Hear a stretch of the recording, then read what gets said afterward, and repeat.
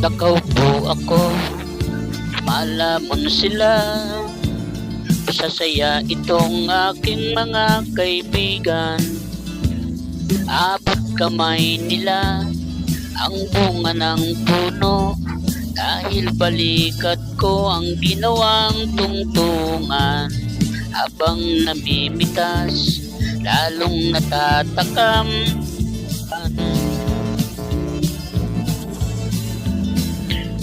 Kahit alam nilang mayroong mga langgam, at ang aking paa ang siyang inuupakan.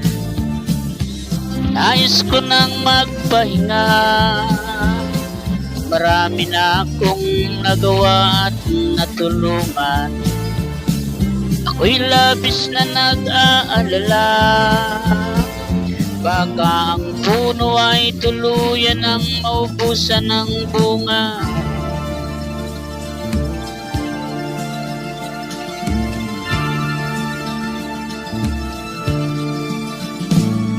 Nakaupo ako, nagbabantay sila. Ang mga aso ko'y laging maaasahan. Di ko lang alam ang binabantayan. Ito bang puno o itong aking upuan?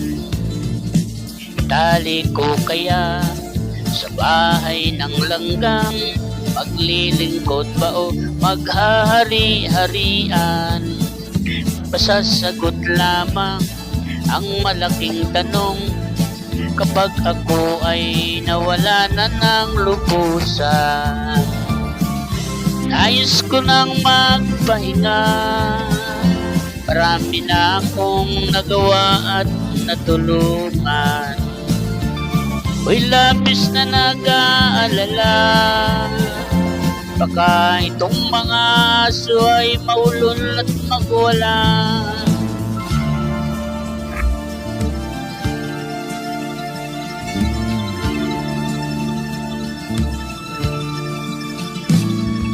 Nakaupo ako, naiinggit sila.